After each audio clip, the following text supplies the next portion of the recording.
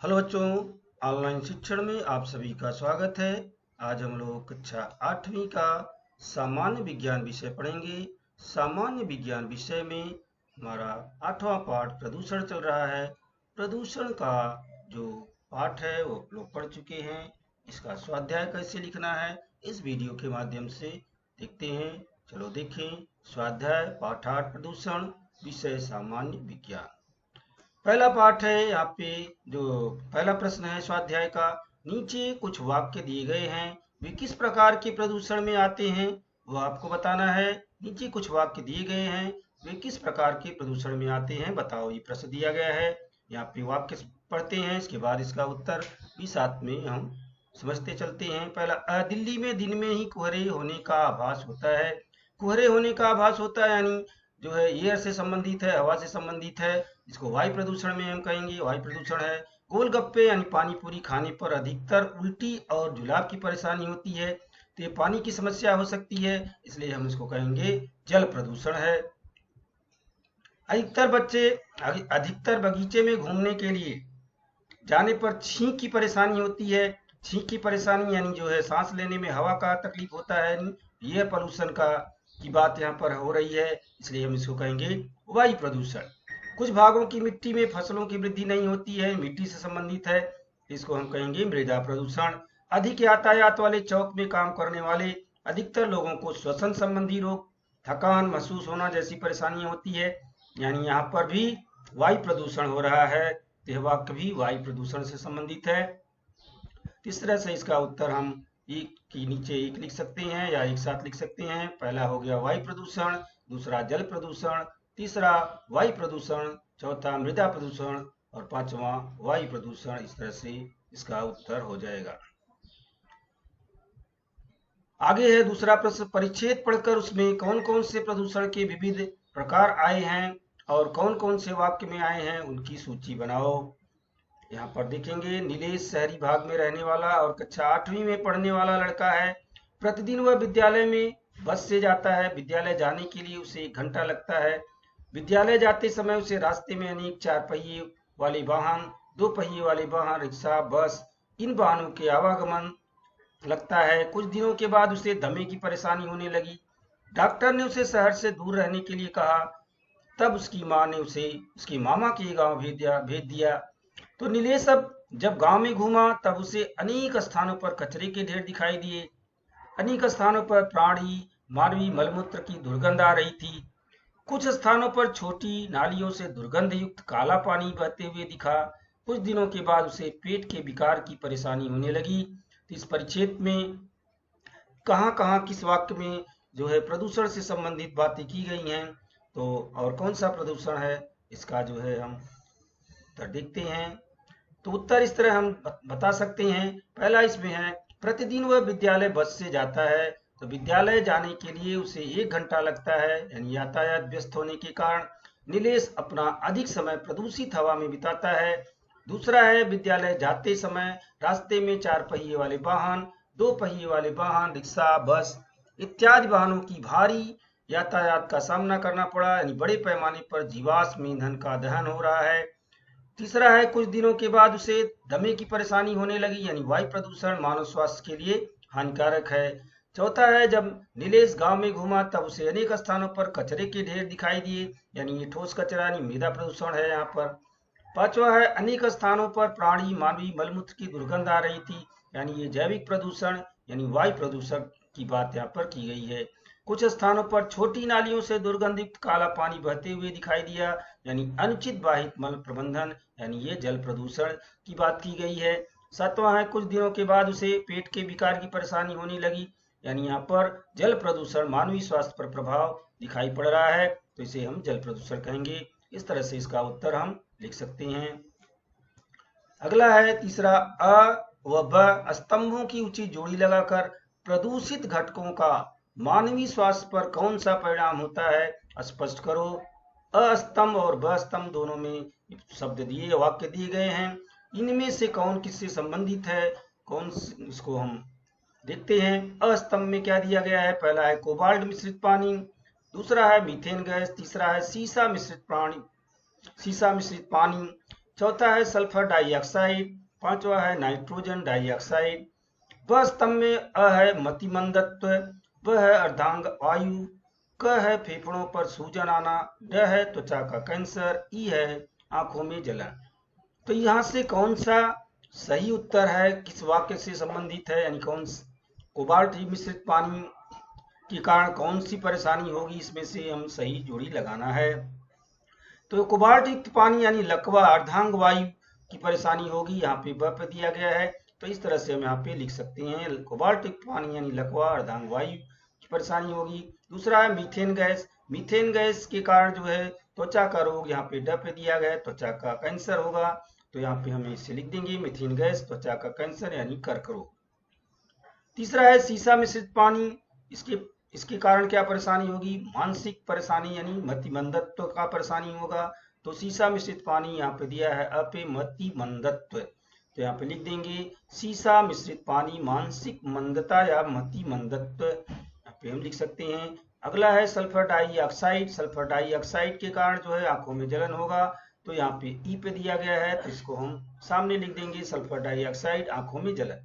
अगला है nitrogen dioxide, इसके कारण जो है फेफड़ों पर सूजन आना, ये परेशानी होगी। तो इस तरह हम लिख देंगे नाइट्रोजन डाइऑक्साइड फेफड़ों पर सूजन आना। अगला है सत्य की असत्य बताओ, अ है नदी के बहते पानी में कपड़े धोने पर पानी प्रदूषित नहीं होता है, यह बात सत्य है कि असत्य है, जो है हमें बताना है। अगला है इसमें बिजली यानी विद्युत पर चलने वाले यंत्रों का जितना अधिक उपयोग किया जाए उतना अधिक प्रदूषण होता है, यह बात सत्य है कि असत्य है। इसका स्पष्टीकरण के साथ उत्तर हम कैसे लिखेंगे, चलो देखते हैं। पहला जो दिया है नदी के बहते पानी में कपड़े धोने पर पानी प्रदूषित नहीं होता है, यह बात असत्य है। इसका स्पष्टीकरण हम दे सकते हैं।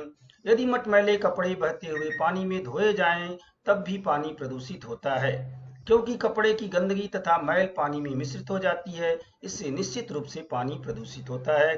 दूसरी बात जो कही गई है बिजली विद्युत पर चलने वाले यंत्रों का जितना अधिक उपयोग किया जाए उतना अधिक प्रदूषण होता है, यह बात सत्य है। इसका स्पष्टीकरण हम बता सकते हैं।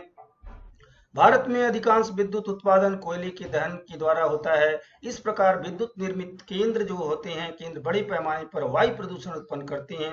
यदि विद्युतीय उपकरणों को चलाने में अधिक मात्रा में विद्युत का उपयोग किया जाता है तो इससे बड़े पैमाने पर प्रदूषण उत्पन्न होगा, परंतु सौर ऊर्जा द्वारा विद्युत उत्पादन करने से प्रदूषण उत्पन्न नहीं होगा। तो इस तरह से हम इसका उत्तर लिख सकते हैं। अगला प्रश्न है निम्न प्रश्नों के उत्तर लिखो, इसमें कई प्रश्न है। प्रदूषण और प्रदूषक किसे कहते हैं, एक एक को हम चलो देखते हैं। प्रदूषण किसे कहते हैं, प्राकृतिक पर्यावरण को दूषित करने की वह प्रक्रिया जो कि पर्यावरण पर हानिकारक प्रभाव डाल सकती है, वह प्रदूषण कहलाती है। प्रदूषक किसे कहते हैं, परिसंस्था के प्राकृतिक कार्य में रुकावट उत्पन्न करने वाले तथा अजैविक तथा जैविक घटक यानी वनस्पति, प्राणी और मनुष्य पर हानिकारक प्रभाव डालने वाले घटकों को प्रदूषक कहते हैं। इस तरह से प्रदूषण और प्रदूषक का उत्तर हो गया। अगला देखते हैं अम्ल पर्जन्य किसे कहते हैं, अम्ल पर्जन्य के बारे में बताना है। इसको अम्लीय वर्षा भी कहते हैं। इसका हम उत्तर कैसे लिखेंगे, अम्लीय वर्षा यानी एसिड रेन कोयला, लकड़ी, खनिज तेल इन जैसे ईंधनों के ज्वलन से सल्फर व नाइट्रोजन इनके ऑक्साइड वातावरण में मुक्त होते हैं। ये वर्षा के पानी में मिश्रित होते हैं और उससे सल्फ्यूरिक अम्ल, नाइट्रिक अम्ल और नाइट्रिक अम्ल का निर्माण होता है। ये अम्ल धुएं वर्षा की बूंदों अथवा हिमकणों में मिश्रित होकर के जो वर्षा अथवा बर्फ वृष्टि होती है उसे ही अम्लीय वर्षा कहते हैं। तो हम इसका इतना भी लिख देंगे उत्तर तो भी चलेगा, या इसका परिणाम भी आगे बता सकते हैं।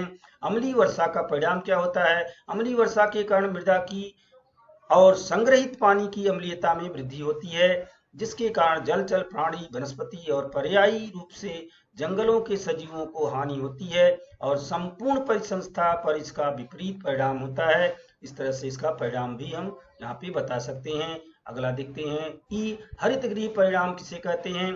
तो हरित गृह परिणाम में ये चित्र भी बना सकते हैं, नहीं बनाएंगे तो भी चलेगा, लेकिन यहाँ पे प्रश्न को ज्यादा स्पष्ट करने के लिए यहाँ पे चित्र भी बना सकते हैं। हरित गृह प्रभाव यानी पौधा घर प्रभाव क्या है और वैश्विक तापमान में वृद्धि जो है क्या है, इसके बारे में हम यहाँ पे बता सकते हैं। CO2 वातावरण में बिल्कुल कम मात्रा में होने के बावजूद भी वह सूर्य से उत्सर्जित ऊर्जा को अवशोषित करने का महत्वपूर्ण कार्य करती है। पिछले 100 साल में औद्योगिकरण के कारण वातावरण की CO2 की मात्रा में वृद्धि हुई। इस CO2 का पृथ्वी के तापमान पर होने वाला परिणाम अर्थात हरितगृह प्रभाव है। CO2 के जैसे नाइट्रस ऑक्साइड, मीथेन गैस और CFC ये पृथ्वी के वातावरण की उष्मा रोक कर रखती है। एकत्रित रूप से इन्हें ही हरितगृह गैसें कहते हैं। यहाँ पर इस चित्र को दिखाया गया है। यहाँ पे इस तरह से चित्र भी आपकी पुस्तक में दिया गया है, उसको बना सकते हैं।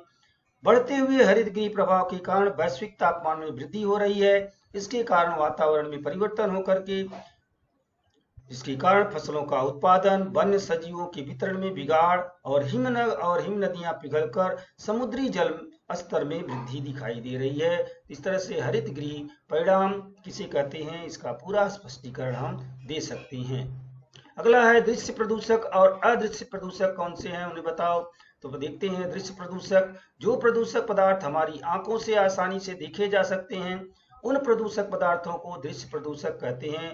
यानी उदाहरण के लिए ठोस कचरा, अपशिष्ट, प्लास्टिक की वस्तुएं, पानी में निलंबित कण, धातुओं के टुकड़े, कचरा इत्यादि दृश्य प्रदूषक हैं।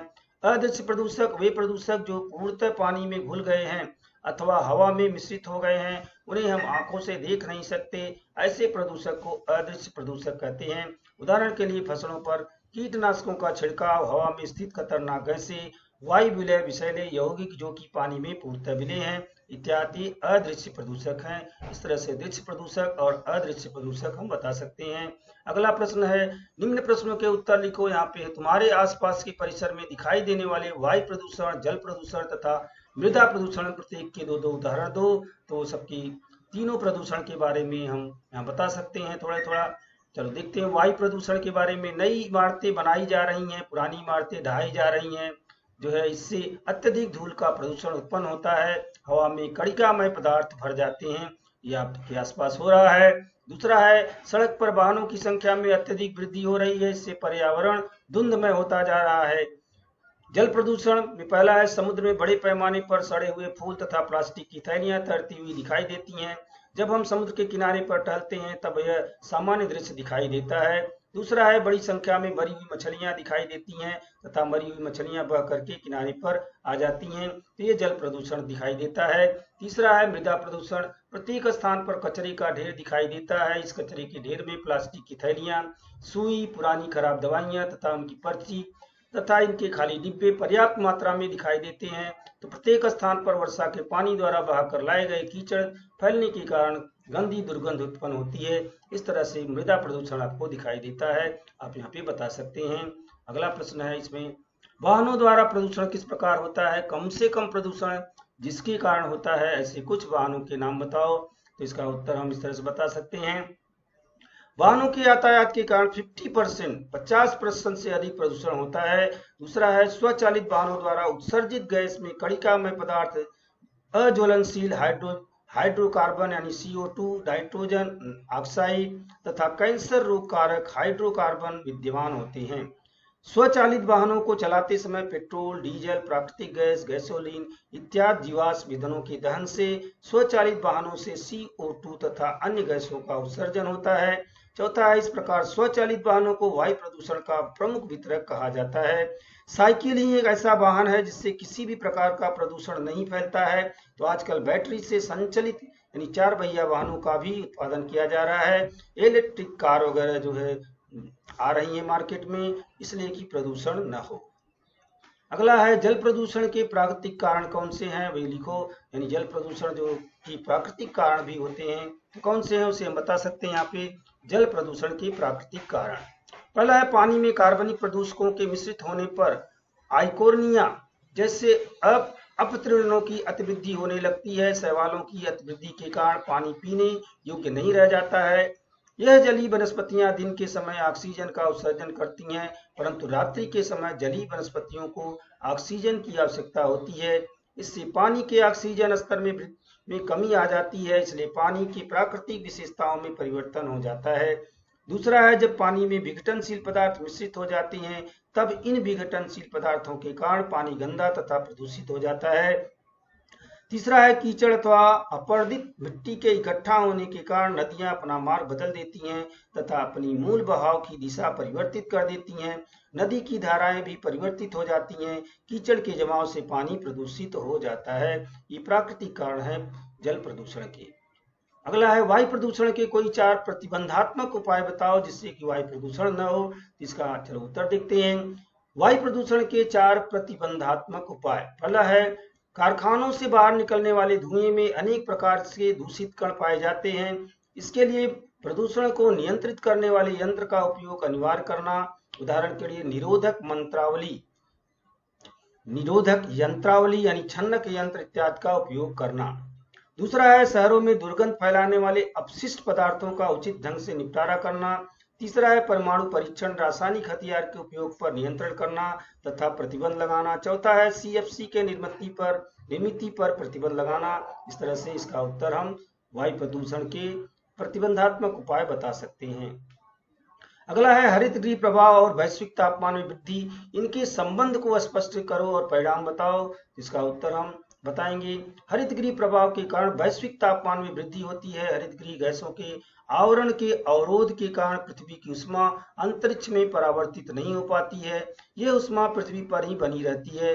कार्बन डाइऑक्साइड तथा मीथेन गैसों का प्रतिशत लगातार बढ़ रहा है, इसलिए तापमान में भी वृद्धि हो रही है। अतः वैश्विक तापमान में वृद्धि का सीधा संबंध हरित गृह प्रभाव से है। तो हरित गृह प्रभाव और वैश्विक तापमान में वृद्धि के सीधे संबंध का हम निम्नलिखित प्रकार से प्रभाव स्पष्ट कर सकते हैं। पहला है बढ़ते हुए तापमान के कारण दोनों ध्रुवों पर स्थित ध्रुवीय हिमखंड तथा हिमनद पिघल रहे हैं। दूसरा है इन हिमनद तथा हिमखंडों के पिघलने के कारण महासागरों के जल स्तर में सतत वृद्धि हो रही है। सागर के जल स्तर में वृद्धि होने के कारण समुद्र तटीय भूमि जलमग्न हो रही है। अनेक क्षेत्र में द्वीपों के डूबने का खतरा उत्पन्न हो गया है। तीसरा है वैश्विक तापमान के कारण सजीवों की अनेक प्रजातियां विलुप्त होने की कगार पर स्थित हैं। सजीवों की शेष प्रजातियों पर विलुप्त होने का खतरा मंडरा रहा है। चौथा है वन्य प्राणी विचित्र ढंग से स्थानांतरण कर रहे हैं। ध्रुवीय भालू की प्रजाति खतरे में है। सागरी जल के तापमान में वृद्धि होने के कारण ज्वार भाटा तथा सागरी धाराओं में अनेक परिवर्तन हो रहे हैं। इस कारण चक्रवाती तूफान, समुद्री तूफान तथा बादल फटने की घटनाओं में तेजी से वृद्धि हो रही है। पिछले दशक से प्राकृतिक आपदाओं की घटना में भी वृद्धि हुई है। कृषि जन उत्पादन में कमी हुई है। कम वर्षा वाले क्षेत्र में अकाल जैसी स्थिति का सामना कर रहे हैं। इस तरह से हरित गृह प्रभाव और वैश्विक तापमान में वृद्धि का संबंध हम स्पष्ट कर सकते हैं। अगला प्रश्न है वायु प्रदूषण, मृदा प्रदूषण और जल प्रदूषण, इन पर दो घोष वाक्य बनाकर लिखो। इसके संबंध में हम घोष वाक्य बना सकते हैं। घोष वाक्य चलो देखते हैं वायु प्रदूषण से संबंधित। पहला है स्वच्छ पर्यावरण को बढ़ावा दो, प्रदूषण को बढ़ावा मत दो। दूसरा है इसमें स्वच्छ हवा, स्वच्छ भारत। जल प्रदूषण के बारे में प्रदूषित पानी, प्रदूषित आहार करे मानव को बीमार, इसलिए रहो होशियार। दूसरा है मछली तथा कछुआ को बचाओ, पानी में प्लास्टिक की थैली मत फेंको। इस तरह से दूसरा बना सकते हैं। मृदा प्रदूषण पर पहला है मिट्टी में कचरा मत फेंको, मिट्टी को प्रदूषण से बचाओ। दूसरा है मिट्टी की उर्वरता बढ़ाओ, कचरा फेंककर मिट्टी अनुपजाऊ मत बनाओ। इस तरह से हम दो घोष वाक्य यहाँ पर बता सकते हैं। अगला 7वां प्रश्न है निम्न प्रदूषकों को मानव निर्मित तथा प्राकृतिक निर्मित इन समूहों में वर्गीकरण करो। यहाँ पे दिए गए हैं कुछ प्रदूषक: संदूषित पानी, धूल, परागकण, रासायनिक उर्वरक, वाहनों का धुआं, शैवाल, कीटनाशक, पशु पक्षियों की विष्ठा। इसमें से मानव निर्मित प्रदूषक और प्राकृतिक प्रदूषक दो भागों में बांट सकते हैं। पहले हम मानव निर्मित में कौन कौन से लिख लेते हैं। मानव निर्मित प्रदूषक में संदूषित पानी, धूल यानी जो निर्माण कार्य होता है उसमें जो धूल निकलती है उसको हम यहाँ दिखाएंगे। धूल निर्माण कार्य से संबंधित, रासायनिक उर्वरक, वाहनों का धुआं, कीटनाशक, ये मानव निर्मित प्रदूषक है। प्राकृतिक प्रदूषक कौन से हैं? धूल यानी प्राकृतिक रूप से जो आंधी तूफान आता है उससे जो धूल उड़ती है वह धूल। परागकण, शैवाल, पशु पक्षियों की विष्ठा, ये प्राकृतिक प्रदूषक हैं। इस तरह से हमारा ये 7वां प्रश्न पूरा हो जाएगा और आपका स्वाध्याय भी पूरा हो जाएगा। तो हम यहाँ पे सेशन समाप्त करते हैं। आशा है कि आप इस वीडियो के माध्यम से अपना स्वाध्याय पूरा कर सकेंगे। धन्यवाद।